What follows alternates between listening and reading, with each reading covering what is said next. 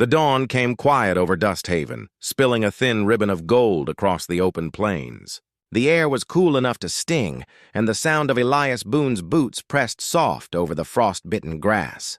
He carried his bedroll, his hat tipped low, walking as if he had nowhere left to arrive. Behind him came a sound, light hooves pressing the earth. Elias turned. A wild foal, small and pale as early light, stood a few yards away. Its mane was tangled, its eyes wide and unsure like something caught between fear and trust. Elias frowned softly. "You lost, little one?" His voice cracked from disuse. The foal didn't run. It blinked once, then took a slow, hesitant step toward him. Elias sighed, shaking his head. "Ain't no good following me." Yet when he turned to leave, the foal followed, step after step, mile after mile, through the rising dust and wind. By the time the sun had burned high, Elias had given up trying to lose it. In Dust Haven, folks whispered his name like a curse. Elias Boone, the unlucky hand. Once years ago, he'd owned a ranch of his own. A wife, a newborn child, a future bright as morning. Then came the fire. No one quite knew how it started. The house burned down before dawn, and when the smoke cleared, his family was gone. He'd been wandering ever since, never staying too long in one place, never letting kindness stick. So when he arrived in town again, leading that strange foal by a makeshift rope, heads turned. Old May Hensley, who ran the mercantile porch gossip, said aloud what everyone was thinking. "Boone's gone mad, found himself a ghost horse." Laughter followed. Elias didn't flinch, but the sound of it stung. He sold his supplies in silence, his hand brushing the foal's neck as he turned to leave town. It waited for him outside the store, quiet, loyal, eyes shining like it understood something no human could. That night, Elias camped beside the creek north of town. The foal lingered on the edge of the firelight, half shadow, half dream. He tossed it a handful of oats. "Here, might as well eat if you're staying." The foal approached carefully, its breath misting in the cool air. It took the food, chewing slow, ears flicking every time the fire popped. Elias watched it for a long time, the firelight flickering against its pale coat. "Guess I'll call you Willow," he murmured. "You bend easy but don't break." The foal flicked an ear toward him as if approving. Elias smiled faintly, the first true smile in years, and leaned back on his bedroll. Above them, stars spilled like silver seeds across the night. Over the next days, the foal never left. It followed Elias down narrow canyons, across cold creeks, through dusty trails where the wind whispered his failures.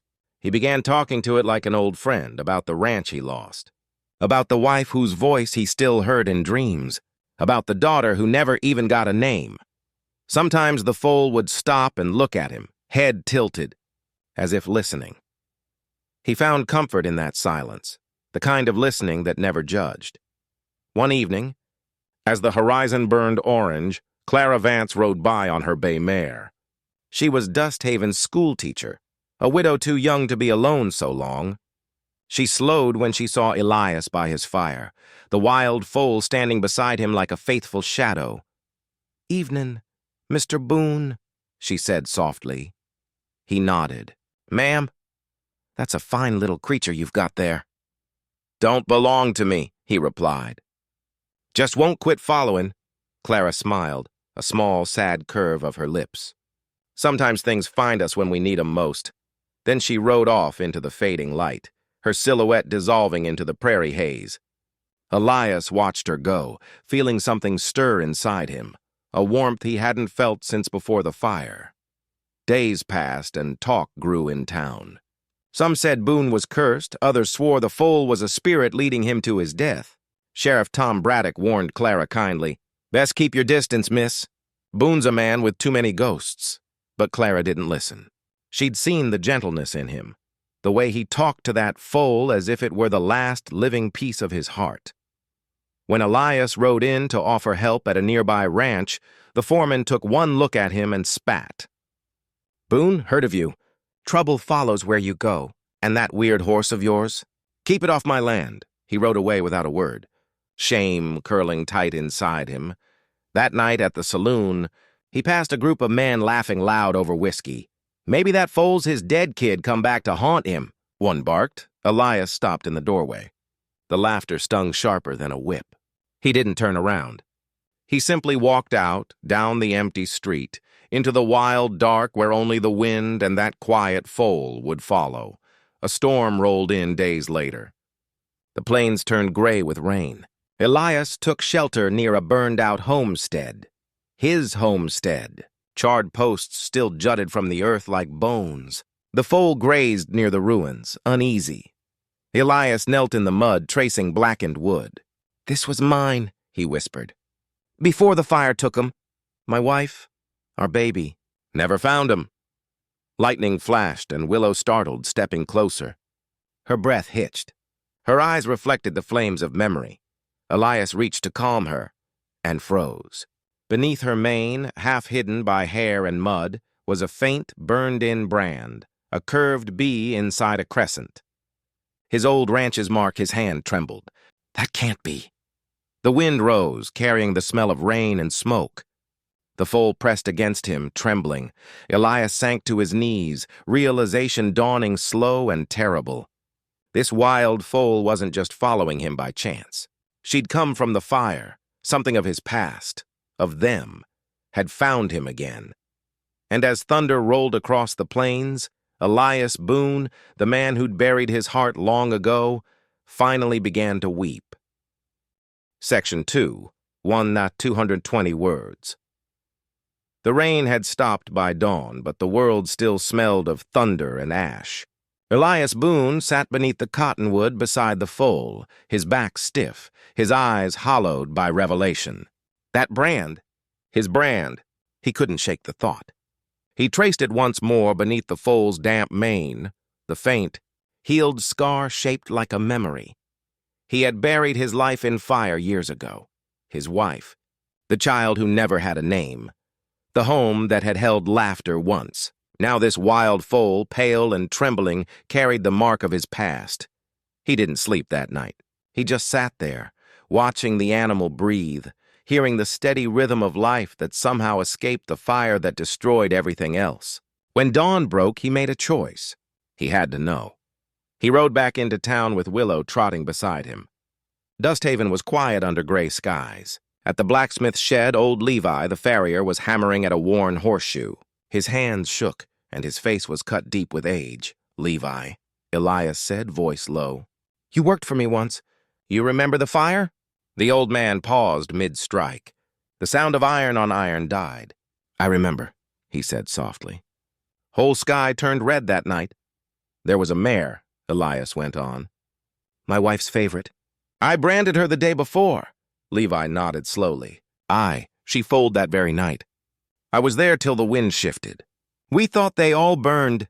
Elias swallowed hard. "The foal made it out?" Levi's eyes clouded. "I reckon she did. Saw her break through the fence, heading toward the river, scared half to death. Never found her again." The words fell heavy, landing in the quiet like stones into water. Elias turned away, his throat tight. That was all the proof he needed. Willow wasn't just some stray. She was born from the ashes of that fire, the last breath of a family that once was. He rode out to the plains where the wind hummed through the grass. Willow followed close, pressing her muzzle into his arm as he stopped. "I thought I'd lost everything," he whispered. "But somehow you—" His voice cracked, unable to finish.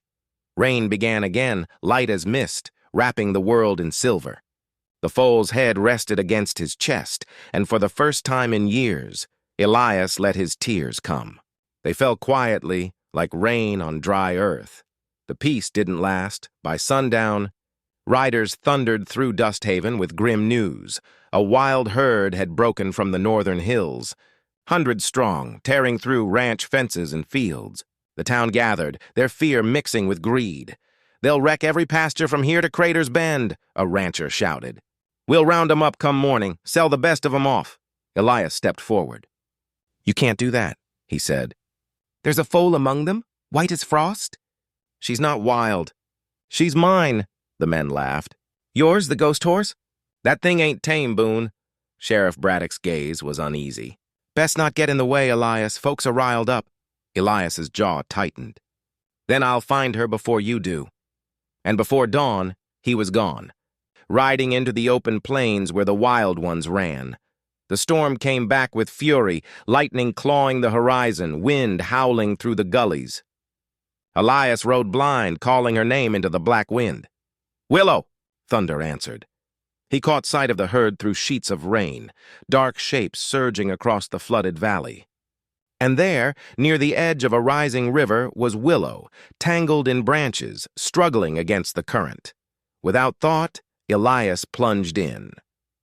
The flood bit cold and fast, dragging him under, spinning him through mud and roots. He surfaced with a gasp, catching hold of the foal's reins. "It's all right, girl. I've got you. Just hold on." The water surged around them, roaring like the fire that had once taken everything from him. He cut through the branches with his knife, his arms burning with effort. Willow fought to stay upright, eyes wide with terror. Then a branch slammed against his shoulder, knocking him under. For a heartbeat, everything went silent. The world turned to cold blackness and firelight. He saw flashes in the dark, his wife's face, her hands cradling a newborn wrapped in cloth. Her voice soft as wind. "Find her, Eli. Don't let her be alone." He burst through the surface, gasping, clutching the foal's mane. Somehow they made it to shore. Both trembling, both alive, Elias collapsed beside her, chest heaving. "You're safe now," he whispered, pressing his forehead to hers. "You're safe." Lightning faded into a distant rumble. When morning came, the townsfolk found them. Elias lay in the mud, bruised but breathing, Willow standing over him protectively. The sheriff knelt beside him. "Reckon you saved her life," Braddock said quietly. Elias looked up through swollen eyes. "No," he murmured. "She saved mine." Days passed. Dust Haven calmed. The herd moved north. The floodwaters receded, and for the first time in years, sunlight filled the town without gossip trailing its heels. Elias built himself a small corral on the edge of town. Folks came by to help, or maybe just to see if the rumors were true, that Boone had come back from the dead in some quiet way. Clara Vance came often. She brought feed for Willow, books for Elias's silence, and a soft smile that seemed to ease the air around him. They never spoke of the fire or the storm. Instead, they talked about small things, the sound of morning birds, the smell of rain on dust, the way grief had a shape but no name. One evening, Clara brushed Willow's coat while Elias repaired the fence. The sun hung low and amber between them. "You've changed," she said quietly. Elias glanced at her. "How so?" "You look lighter," she said, "like you stopped running from the ghosts." He paused, hands resting on the wood. "Maybe I didn't stop," he said. "Maybe they just started walking beside me instead." She smiled, and in that silence, something passed between them, unspoken but understood. Not love, not yet, but the beginning of it. The kind that grows like spring grass through burnt soil. The seasons turned. Willow grew stronger, her coat shining white in the summer sun. Children from the schoolhouse came to feed her apples. Even old May, the town's loudest tongue, softened her words. "Maybe grief don't end," she said once, watching Elias and Clara at the fence. "Maybe it just learns how to live again." And so it did. On the first anniversary of the flood, Elias rode out to the ridge overlooking the valley. Willow grazed beside him, her mane catching the wind. Down below, Dust Haven glimmered in the morning light. Still small, still humble, but somehow more alive than before. Clara's laughter floated faintly from the cabin yard. He closed his eyes, letting the sound settle deep in his chest. He looked to the horizon, where sky met earth, and whispered to the wind as if it could carry his words to wherever souls go. "They're safe now. You can rest," Willow nickered softly, nudging his hand. He smiled faintly, eyes wet. "Sometimes," he said, "the things that follow us through our pain ain't curses at all. They're just what's left of love, too strong to die, too stubborn to let go." The plains went quiet again, the kind of quiet that holds peace instead of loneliness.